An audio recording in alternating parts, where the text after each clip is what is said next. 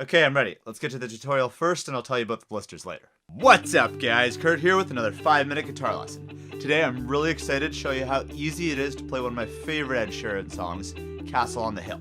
Can't wait to start, so let's get right into it. Don't forget to click here for the bonus package for this lesson, and now let's get our head on. So there are only 4 sections in this song, and what makes it even easier to learn is that there are actually only 4½ chords. We'll talk about that half chord when we get to that section in a bit, but let's start at the very beginning with the verse. When I was 6 years old, I broke my leg. So the clear ringing chord that you hear throughout the quiet parts in the song is a D. But we're going to focus on the chords that drive the song instead. They are D, G, B minor, and A. The strumming pattern is 3 down strums and 2 up strums. It's easy when you count along like this. 1, 2, 3, and 4, and 1, 2, 3, and 4, and. Get that soft touch in the verses and pre-choruses by palm muting the chords. You're only really going to be palm muting the 4th, 5th, and 6th strings because you want to get that nice clear sound in the upstrokes when you strum the first 3 strings. If you're having trouble with B minor, don't worry, all guitar players struggle to play bar chords like B minor at the start. Trust me, your hand will get used to this shape. Bar chords are the hack that unlocks the secret levels of guitar. If Ed can cure his chronic stuttering, you can definitely learn bar chords. While you're getting used to shaping your hand around the guitar, there's an easier way that'll take the strain off your hand. So to simplify the B minor chord, instead of barring the entire 2nd fret, we can not bar it and instead only play the 2nd, 3rd, 4th, and 5th strings. So the positioning is the exact same, it's just you're muting that 1st string instead of barring it down. It just makes it easier to play and you don't have to worry about the bar. So then when we put it all together, the verse is going to sound like this.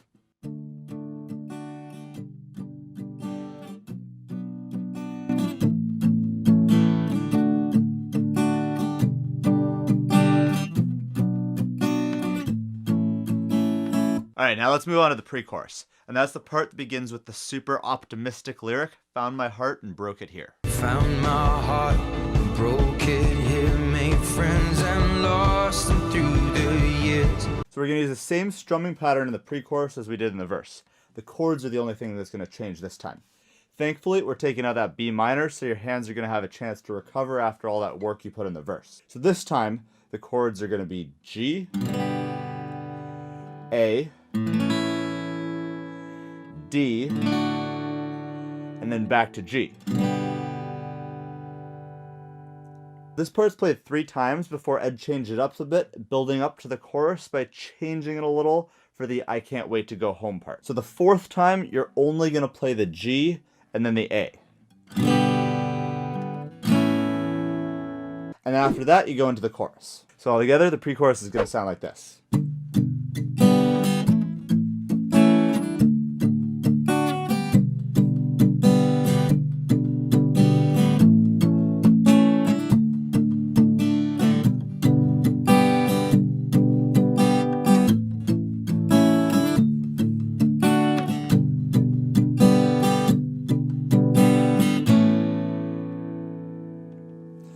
In comes the chorus.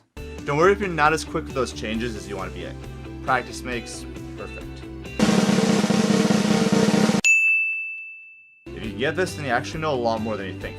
You're just a slightly different strumming pattern, 5 minutes, and an E minor chord short of being able to play Despacito too. Okay, now let's move on to the really fun part of the song to play, the chorus. No palm muting here, just let the sound of the guitar carry the emotion. I'm on my way, driving at 90 down those country lanes. Not many people can sing like Ed, but if you've got any kind of voice, now's your moment to really open up and sing with some power.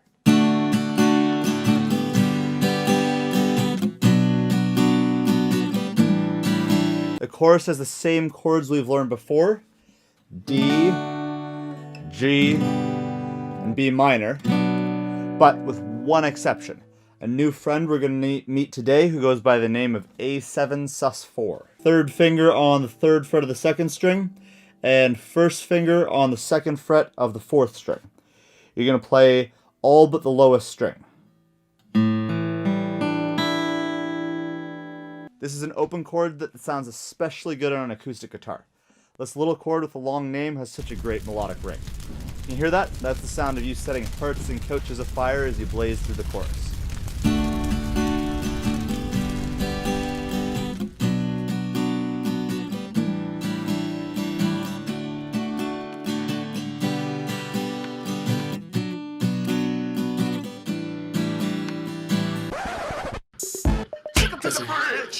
Just like Justin said, let's take it to the bridge and then we're nearly home. So timing for the bridge is going to be really simple. All we're going to do is play on the 1, 2, 3, and 4, and we're going to palm mute the chords. So the bridge is going to look like this. 1, 2, 3, 4. 1, 2, 3, 4. 1, 2, 3, 4. 1, 2, 3, 4. And then just repeat that part for the bridge. Really simple timing, but it gives it a nice minimal feel for what a bridge usually is. The palming should be heavier here and focus on the 4th, 5th, and 6th strings. We're dampening the sound for a dramatic effect.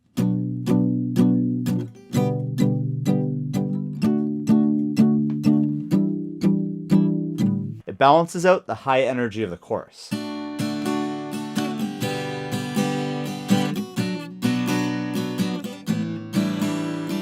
So the chords here are B minor, G, D, and our new good friend A7 sus4. If the chord names look complicated, don't let that put you off. You can find links to resources in the description below or go back and watch one of our beginner lessons. Fun fact, Ed Sheeran loves ketchup. He's actually got a bottle of the stuff tattooed on his arm. Now all that's left for you to do is run through the different parts a few more times.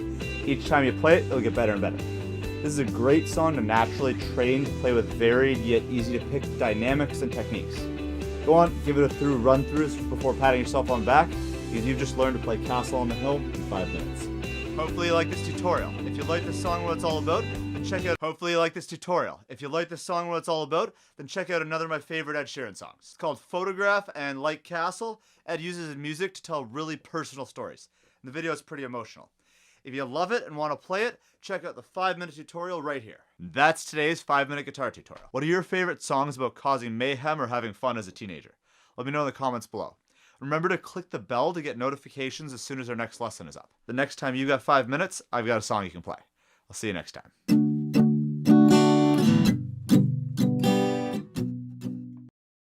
So the blister story. Me and my friends are training for an obstacle course race where it's got a run, and then an obstacle, and then another bit of a run, and then an obstacle, and so on. And it's 5 miles or 8 kilometers long. And so to train for it, we were biking across the city from one playground to the next, making up obstacles like going across the monkey bars or going up the structure or whatever. And apparently when you do enough of those, you get blisters on all your fingers. Good thing all it took is a few band-aids and I can still play guitar.